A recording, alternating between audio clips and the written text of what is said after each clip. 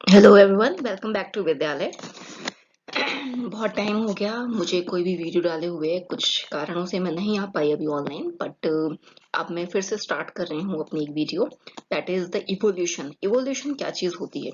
Guys, आपके exams आने वाले हैं। बायोलॉजी में इवोल्यूशन बहुत इंपॉर्टेंट टॉपिक होता है। कुछ बच्चों को समझ में आता है, कुछ को नहीं भी आता है, बट ऐसा टफ नहीं है। बट फिर भी क्या होता है, बहुत सारी चीजें हम नहीं समझ पाते। बहुत सारे कठिन कठिन वर्ड्स लिखे होते हैं बायोलॉजी में, है ना?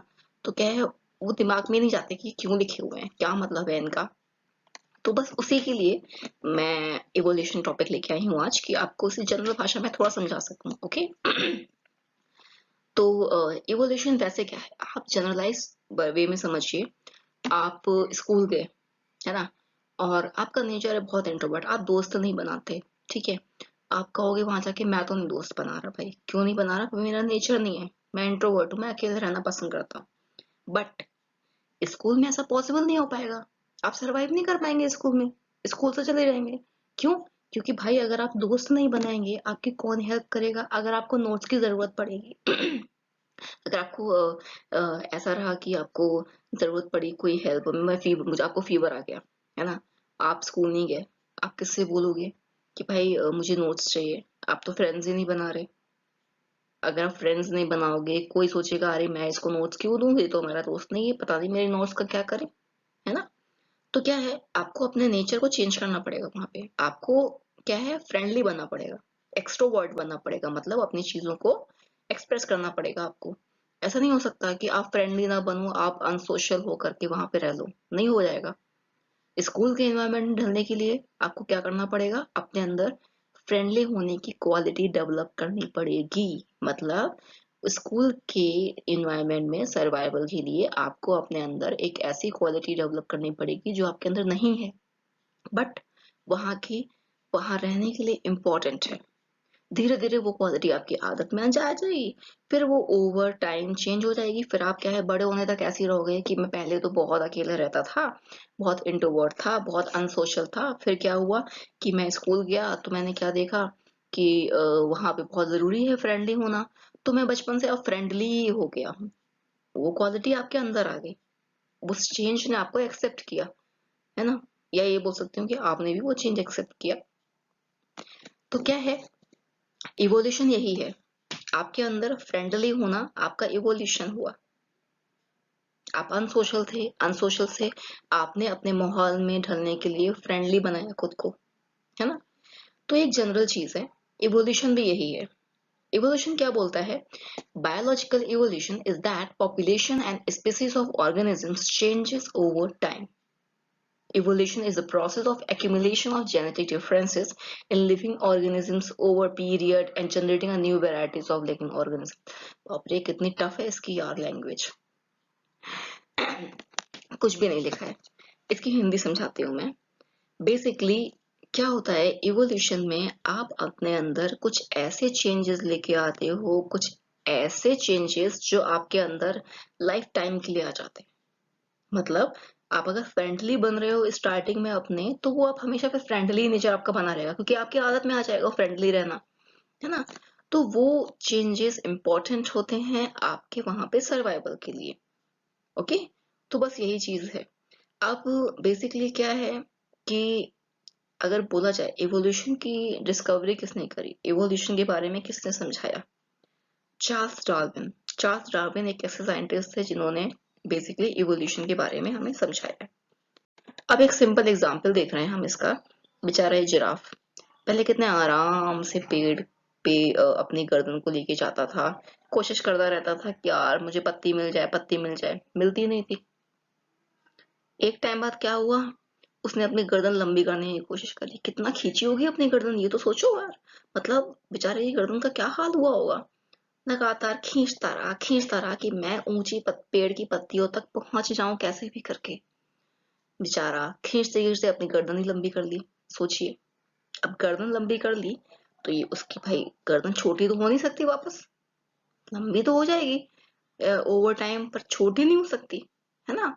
तो अब अभी जो जिराफ देखते हो ना अपनी लाइफ में, वो सब लंबी गर्दन वाले इसीलिए होते हैं। बेचारे उनके जो पूर्वज थे छोटी छोटी गर्दन लेके घूमते थे। बेचारे पत्ती नहीं खा पाते थे, पेड़ की ऊंची ऊंची पत्तियां होती थी, कैसे खाएं?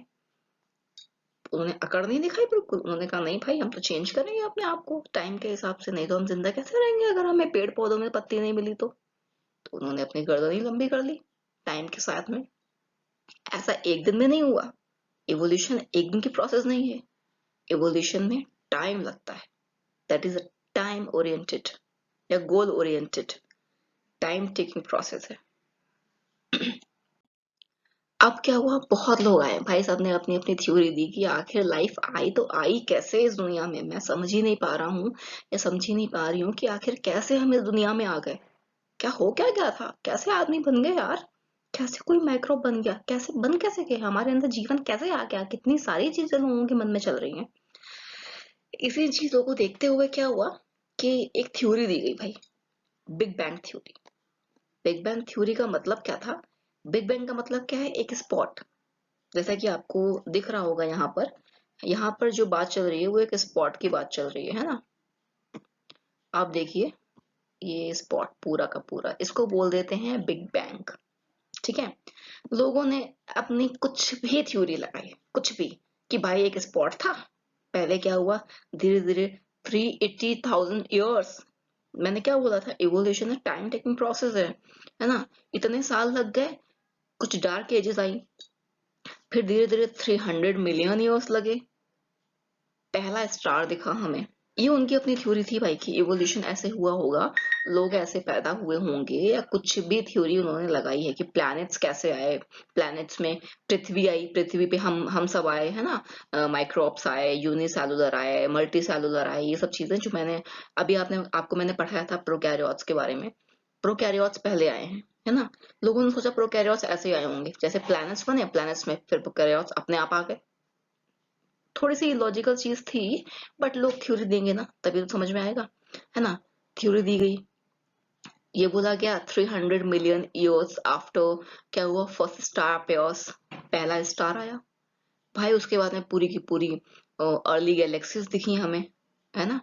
उसके बाद में क्या हुआ, पूरा का पूरा सोलर सिस्टम दिखा हमें। फिर सोलर सिस्टम का मतलब क्या हुआ, प्लैनेट्स होंगे सारे के सारे उसमें, हमारी पृथ्वी उसमें आई होगी और उसी में हम आ गए। पहले प्रोकैरियोट्स आए, फिर यूकैरियोट्स आ गए। अब यूकैरियोट्स मैं समझाऊंगी अपनी एक वीडियो में, उसके बारे में लेके आऊंगी डिटेल में। मैं नहीं टाइम दे पाई अभी उसको बनाने में, बट सिंस ये इम्पोर्टेंट था तो इसीलिए I just made it before. So modern galaxies बनी। मॉडर्न गैलेक्सीज मतलब बहुत सारी उसमें कड़बड़ है, सब कुछ है उसमें, है ना। उसको अपन बाद में समझेंगे आराम से। एक थ्योरी तो हो गई big bang theory, but most important theory है लुईस पॉस्चर की थ्योरी। आज हम इस थ्योरी को ही यहाँ पर क्लियर करेंगे कि आगे थ्योरी ये क्या बोलती है। लुईस पॉस्चर ने क्या किया, उन्होंने एक एक्सपेरिमेंट किया था। उन्होंने क्या किया, एक फ्लास्क लिया, ठीक है, जो कि एस शेप्ड था। अगर आप देखोगे इसको, आपको थोड़ा थोड़ा सा ऐसे एस की तरह बनता हुआ दिख रहा है ना। ये एस शेप्ड फ्लास्क बना। उन्होंने इसको गर्म किया। अब ये जानते हैं अंदर ये क्या चीज है पता है? अंदर है ये ब्रॉथ। ब्रॉथ का मतलब मैं समझाऊंगी आपको। मैंने इसी स्लाइड में लिखा है कि ब्रॉथ का मतलब क्या होता है। ब्रॉथ, ब्रॉथ का मतलब क्या होता है मैं आपको समझाऊंगी।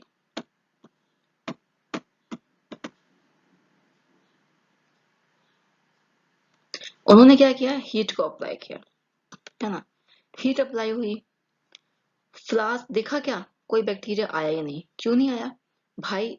टेढ़ा था, टेढ़े में कैसे आ जाता? बैक्टीरिया को थोड़ी ना पता है इधर मुंह है उसका, मुझे इधर जाना है। वो तो सीधे आता है डब्बे के अंदर, कैसे आएगा? खुला छोड़ दो आप कोई डब्बा, अगर डब्बा खुला छोड़ दिया है, कुछ टाइम बाद उसमें चीज होती है ना, उसमें कहीं ना कहीं फंगस लग जाएगा या वो सड़ जाती है, बैक्टीरिया उसमें आ जाते हैं, है ना। अगर आपने कोई चीज उल्टी रख दी है, कैसे आएंगे बैक्टीरिया?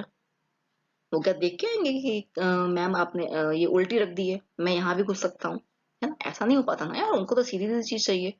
उन्होंने एस शेप्ड फ्लास्क का स्ट्रक्चर बना दिया ऐसा वाला, बेचारे यहाँ से घुस ही नहीं पाए। फिर उन्होंने क्या किया, गर्दन ही तोड़ दी इसकी, यहाँ से हटाई दिया। बोले अब देखते हैं क्या होगा। देखो आ गए, सीधा सीधा काम करते हैं बैक्टीरिया। उन्होंने देखा जब एस शेप था भाई, वो मुड़े मुड़े फ्लास्क में बेचारे समझ नहीं पा रहे थे, आ ही नहीं पाए। जैसे ही उन्होंने यहाँ से गर्दन हटाई, सीधे बैक्टीरिया यहाँ प्रेजेंट हो गए। उनको क्या है, एटीट्यूड उनका बहुत वैसा है कि नहीं भाई, मुझे तो सीधा सीधा हिसाब चाहिए, ये मैं टेढ़ा बेढ़ा नहीं जाते, बहुत एटीट्यूड होते हैं बैक्टीरिया। फिर क्या हुआ, उन्होंने क्या देखा कि अब जैसे मैंने आपसे कहा था, उन्होंने क्या किया, टिल्ट किया पहले में, है ना, तो नहीं आए, ठीक है। फिर उन्होंने क्या किया, दोबारा से अप्लाई करे हिट। उसके बाद उन्होंने एक चीज और कर दी, क्या कर दिया उन्होंने, इसको ना हल्का सा टिल्ट कर दिया, मतलब जो कि ब्रॉथ था, ब्रॉथ वो थोड़ा सा इसके नली में, इसके ट्यूब में आने लगा, ट्यूब में आने लगा।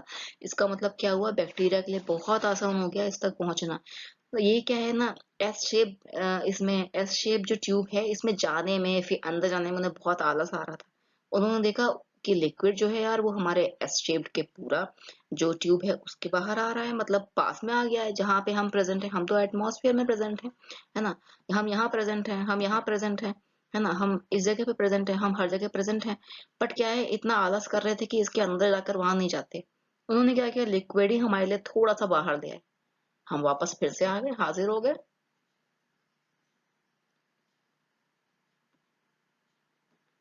हम आ गए इसमें कि नहीं आ गए, है ना। तो बैक्टीरिया का ये हिसाब है सीधा सीधा कि भाई आप अगर मैं पूरा का पूरा दोगे, प्रॉपर अच्छे से सम्मान दोगे, तो मैं आ रहा हूँ आपके कल्चर में, तो मैं आ रहा हूँ, अदरवाइज मैं नहीं आऊंगा, ठीक है। अब समझने की जरूरत ये है कि ब्रॉथ क्या चीज है। ये सब कुछ पूरा का पूरा पॉस्चर ने लिखा है, उसी के बारे में लिखा हुआ है, इंग्लिश में लिखा है थोड़ा सा, कि Porsche's experiment consisting of boiled broth in flask with S-shaped neck, जैसा कि मैंने बताया, the broth was boiled after being poured into the flask to destroy any living organisms that might have been present in the broth। सबसे पहले क्या किया, उस broth को उबाला गया। ब्रॉथ क्या है ये लिखा हुआ है, मैं उसको भी समझाऊंगी। Broth is something like, is a culture, ऐसा कल्चर जो कि लिक्विड में होता है और वो बैक्टीरिया के ग्रोथ के लिए इंपॉर्टेंट होता है। बट उसको उबाल कर ही फ्लास्क में डाला गया, क्यों डाला गया, कि अगर उसमें कोई बैक्टीरिया प्रेजेंट है तो भाई वो मर जाए। क्योंकि बैक्टीरिया जो होते हैं बहुत हाई टेम्परेचर पर जिंदा नहीं रहते, कुछ एक आध को छोड़ दिया जाए तो, है ना। तो basically broth culture is type of liquid use to grow bacteria, ठीक है। कोई बैक्टीरिया नहीं बचा, उन्होंने क्या किया, फ्लास्क में डाला वो लिक्विड, उन्होंने एस शेप्ड डाला। तो उन्होंने क्या देखा, माइक्रो ऑर्गेनिजम्स आ नहीं पा रहे, इतना एटीट्यूड ही है बेसिकली। तो वो क्या है, वो कह रहे मैं ऐसे घूम घूम के नहीं जाऊंगा अंदर, या तो सॉल्यूशन ही तुम टेढ़ा करके ला दो ट्यूब में, और नहीं तो फिर क्या है कि उसको काट दो गर्दन को, तो ही मैं आ पाऊंगा। पूरा का पूरा ये प्रोसेस था लुईस पॉस्चर का, है ना। अब इसके आगे का जो पोस्चर, जो भी प्रोसेस है, जो थ्योरी है, उसके बारे में हम कल डिस्कस करेंगे। आज के लिए मेरे ख्याल से इतना बहुत है, क्योंकि जो नेक्स्ट थ्योरी है वो ओपन इनहेरिटेंस थ्योरी है, जिसके बारे में आपको समझना बहुत इंपॉर्टेंट है। बहुत ऐसे टर्म्स हैं जो आपको माइंड में आएंगे ही नहीं जल्दी, है ना। तो उसको हम कल समझेंगे। ओके, तक के लिए बाय बाय, फिर मिलूंगी मैं कल। Please like and subscribe my channel, it is very much important यार।